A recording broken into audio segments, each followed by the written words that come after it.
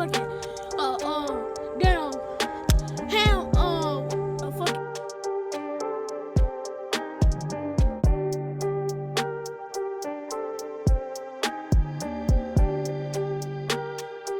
So really, you're seeing other pay-per-view events right now. This is not a dig at anyone, but the cards are awful. And if you're charging someone $80 for one night of boxing, to not invest in the undercard for me is bad form. And I feel like the pay-per-view numbers that you saw last week what'd you are think also of them, reflecting that. 800 to 850K, or even less. But whatever it was, 1.1 was like the minimum they wanted, and it was well short. I don't think the numbers are that bad, to be honest. Like the first one did what, 250, 325. Yeah, so this was more than double in the second fight. So, but it's what was invested by the broadcasters in terms of the airtime, in terms of the ad space, that they would have hoped for more. But I feel that if you're not investing in the undercard, if you're not capturing the imagination of certain people with value, at $80, I feel like what DAZN are doing is going to be disruptive to the pay-per-view model. Because if you can get DAZN for $99 for the year, or $80 for one fight and no undercard, it kind of makes our service a bit of a no-brainer. And I think that people are starting to get bored of consistently paying $80 for one night. That's just the view of a new guy coming in. You probably know better than me the market. I don't know the people. You're an American, right? You've experienced this for years. Maybe it's just the norm, but it's a lot of money.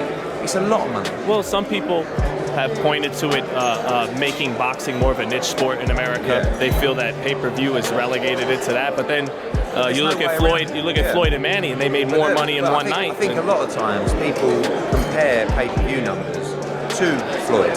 Right? Yeah. That's why I said that this thing's done 750 or 800. It's not that bad. Right. It's not that bad. Right. But when Canelo and Triple G did 1.3, 1.4, and Floyd would do consistently over $1 million and then throw in a 2, a 2.5, or whatever, people think it's disappointing. But I think that it was just, the promotion was so good from the broadcasters, I think everybody expected a lot more. Right. But I think also you can't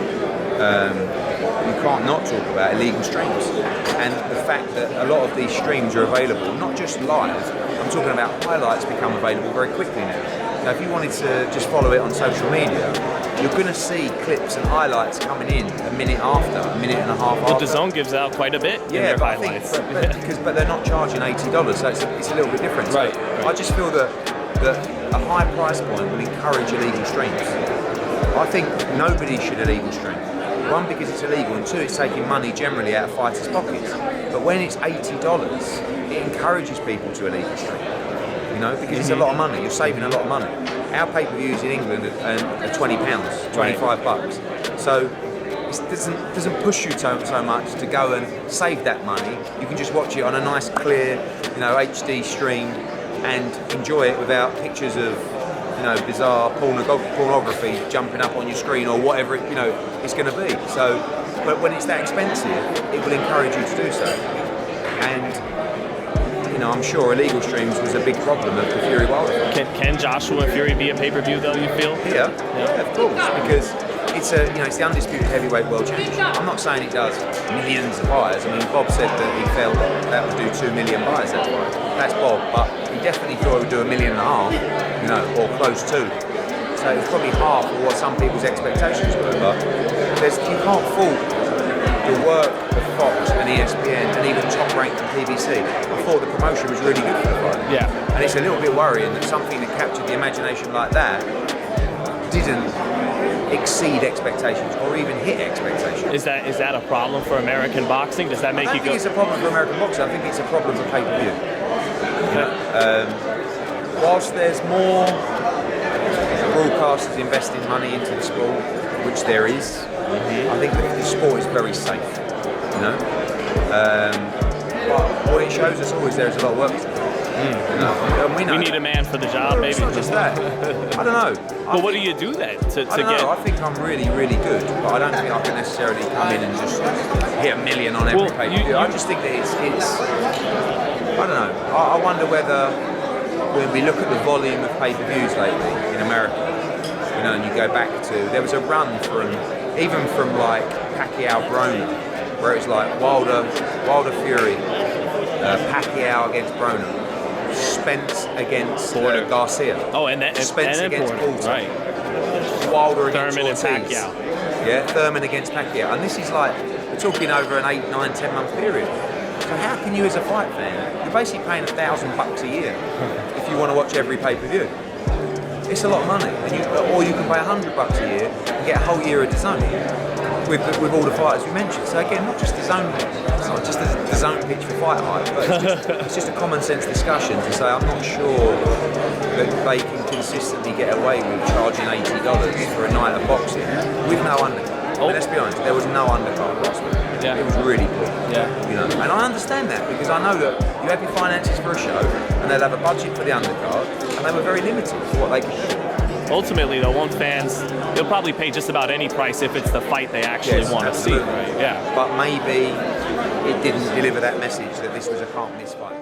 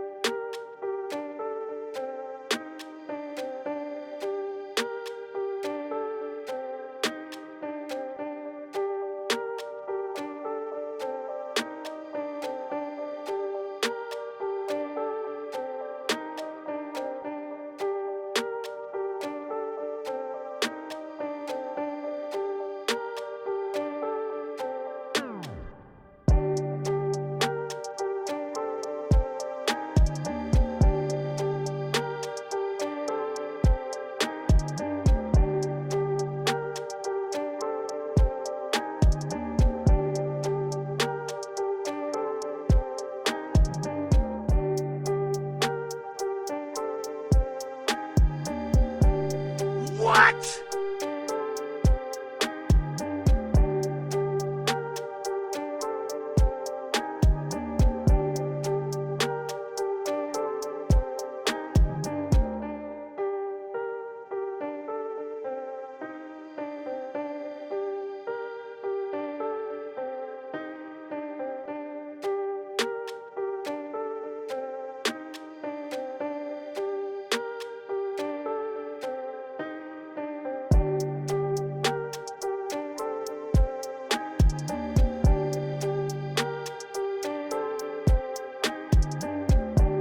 Motherfucking, damn,